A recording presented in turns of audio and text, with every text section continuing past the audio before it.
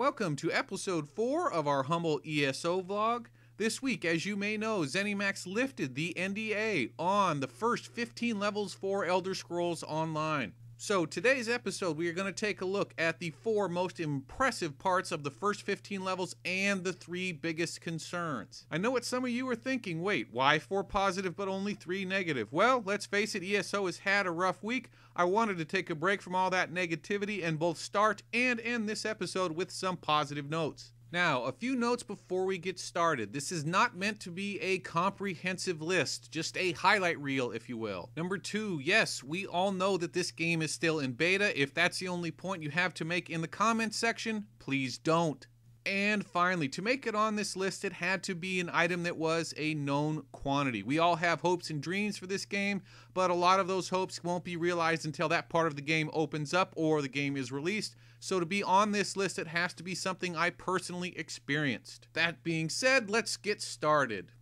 The number 4 thing that I liked the most about early ESO gameplay was the character abilities and their graphical accompaniments. The video I'm playing in the background right now is of a level 7 Orc Dragon Knight. Just level 7, and he already has several cool and fun abilities to use. I believe we're going to have Fiery Grip, Searing Strike, Critical Charge, and Stone Fist. Now, there were several other abilities available. These are just the ones that I chose that they fit the particular weapon and gameplay that I was going along with.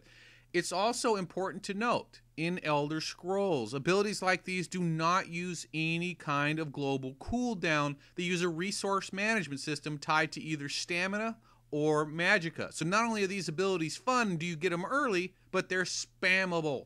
Woohoo! Okay, now I want to pull up a video here I have from an old character I had in Rift. Now I want to pause the video so you can take note of 2 things. If you look at the arrow on the left, it's going to show you this character is level 41. That Dragon Knight I was playing was level 7. Secondly, if you look at the arrow on the bottom right, this ability actually has a cooldown. It's a self-heal. I'm going to go ahead and pop this ability with a cooldown. Even abilities in Rift that had cooldowns weren't nearly as cool looking as low-level abilities in Elder Scrolls Online. Now, I want to be fair to Rift. I have a ton of respect for that game and the work that went into it. This is an old character. Many of the abilities on my action bar are grayed out simply because those spec lines have been reset. However, the abilities that I am using were relevant to the character when I was playing him. I didn't cherry pick that. They were just the ones that were on my action bar, and you can really see a differential in this side by side. Now, why is this important, especially since Rift is several years old now? Well, during its beta and its launch, Rift was easily the most polished, slickest MMO I've ever seen. In fact, I'll go so far as to say at launch it was the best MMO I've ever played. The reason I believe it failed was because the game was incredibly boring to look at. Not necessarily the world in general, but the character abilities and the character models. Which brings us to our number 3 biggest concern about early ESO gameplay, and that is the outdated character models. Now, when you make a negative comment about ESO's graphics, their fan base generally goes pretty nuts pretty quick, and there are some very good reasons for that. First, Zeni devs were screwed over during early beta by someone who used some artificially manipulated videos to trash ESO graphics, particularly the character models. Secondly, Zeni had some very difficult choices to make. Their vision of PvP was dozens, maybe even hundreds of people all on the screen at one time fighting over castles and Cyrodiil itself. If each one of those characters on the screen were a beautifully rendered model, most computers out there today simply couldn't handle that kind of workload, and they do have to mass market this game. Also remember that this game is almost certainly going to be dependent on the console market to be financially successful. Although the consoles, I'm sure, can easily handle what's on the screen now, if you were to expand the graphics and improve them in other areas like the aforementioned character abilities, consoles over time don't get hardware updates. So the PC user, every high-end video card out there right now is going to be in the new egg clearance bin inside of 2 years, but the consoles 2 years from now are going to have the same processing power as they do today, and if you push their limits already, you're going to have no way to expand the future graphic capabilities of the game. So, although I can certainly understand why they made the decisions they made, it just doesn't make the character models any less painful to look at. I just don't know what price they're going to pay from an observer who sees some gameplay video trying to decide whether or not he wants to play this game. Which brings us to the number 3 thing that I really did like, in that the early levels were very friendly to new players or casual gamers. ESO markets itself as you're able to play your character in any style you want, any armor, any weapons, and this is certainly true and a huge asset. Like a lot of people, I suspect, I like to have that one main who does everything and maybe develops a reputation in the server community. But in games like Warcraft, the problem is, no matter how much you love your character, every now and again you get kind of bored with a certain type of playstyle. Maybe you've been a tank for a long time, now you want to pick up a two-handed sword or be cast or DPS. And really, unless you were playing a druid, you got a little bit locked out. And let's be honest, if you were playing a druid, you probably had much bigger issues with self-hate and sexual identity than you really did with what's going on in your MMO, right? Even Rift, which had very solid character flexibility, would still have exclusions as far as weapons and armor types, and that just doesn't happen in Elder Scrolls. And I think it's going to allow people to play a character they love longer, and hopefully for all of us, maybe take their in-game reputation a little more seriously. One last thing, I do think though, if a truly competitive gameplay evolves in ESO, progression rating, some type of small unit PvP, I don't know that a lot of these alternative play styles are going to be even remotely competitive or viable. But, you know, that's a story for a different day. In fact, I'm probably going to do a video on that. Stories brings us to the number 2 biggest concern I had about the early gameplay, and that was just very poor story development.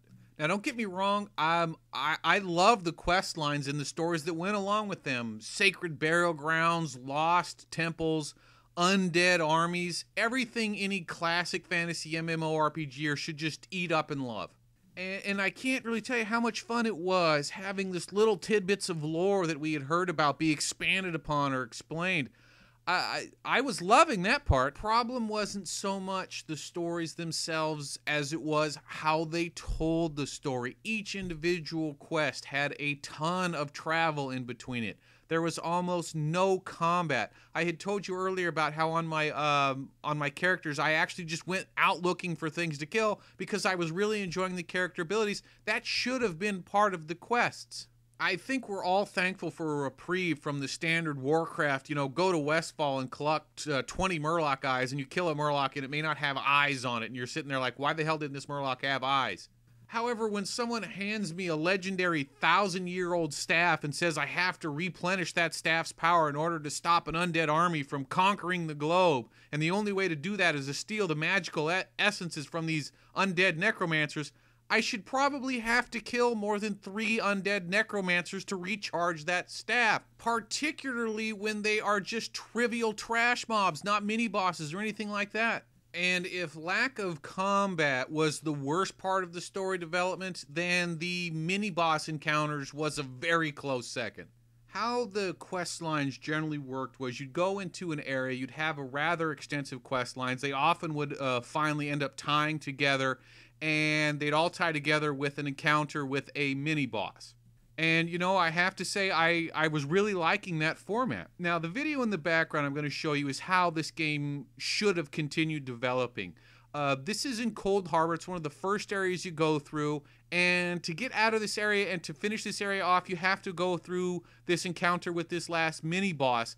And as you can kind of see, it's got some pretty cool elements. It's got the epic demigod. It's got a little boss there with some mechanics. You're in a room all by yourself. It's sort of instance. This is the way mini-boss fights should be to finish off cool quest lines and move on to the next zone. Unfortunately, after this encounter, they immediately deviate away from this format and you don't see it again. From then on, all of the zone-ending mini-bosses work in one of 2 ways. Either A, the area they're in is unfazed or uninstances, and there's basically 20 people just standing around waiting to trample something, which, by the way, doesn't scale up with the number of people there, so it literally never even gets off a single cast or sword swing before it just gets stomped, and your epic quest line is thus ended and ruined. Or there was option B, where the room itself was not phased or instanced, but the individual boss was phased. So you'd have 15 to 20 people standing around like day laborers outside a Home Depot, each one interacting with a boss that no one else could see.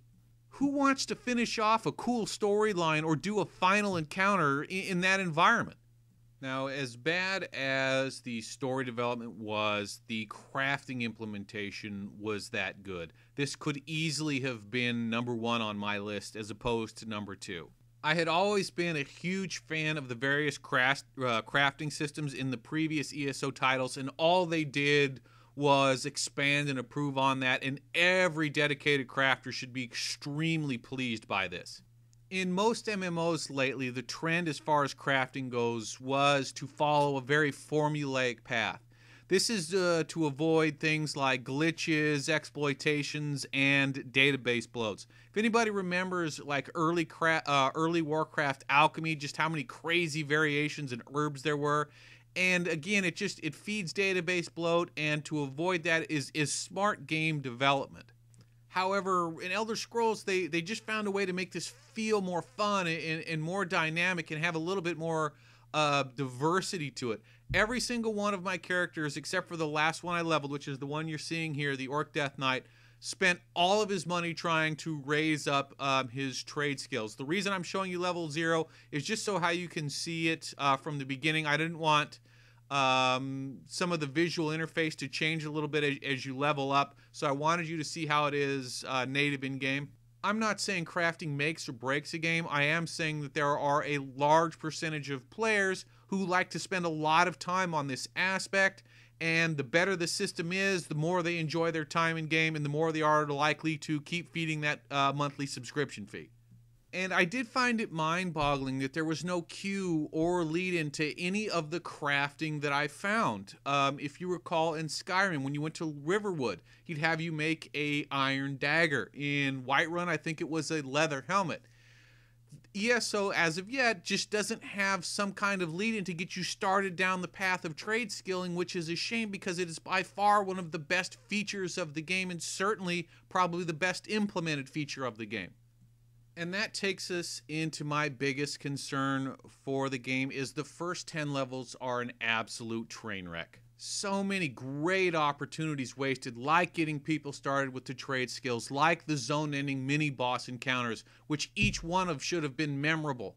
In the first 20 minutes of gameplay in Guild Wars 2, you get, half a dozen cutscenes and a couple of cinematics. In Rift, you had to fight the demigod to leave the first beginner area. There's just so many things that this game had just right there and it just missed out on. It's a shame. Now, keep in mind, I know a lot of people are going to say, well, it's still in beta. I didn't lift the NDA. They did. And the comments about how boring the first 10 levels were fairly prevalent. To sort of summarize the whole thing, think about this. This is an MMO, and I said I enjoyed the combat and I loved the stories. So how bad do all of the ancillary things have to be to screw up the first 10 levels of an MMO if you love the combat and like the stories? So enough with the negativity. The number one asset, the thing I like the absolute best about the early gameplay in Elder Scrolls was the thing that you're probably the most familiar with, and that is the world itself. Now, when you say that, I know that everyone's mind immediately goes just straight to the graphics, and there's so many more layers to it than that. First of all, I'm running a fairly mediocre computer as far as graphics capabilities, and I could overlook any vista I wanted to on maximum graphics settings and not encounter any form of lag spikes, even though the world was visually stunning. And certain games have graphic styles that just get tiresome after a while.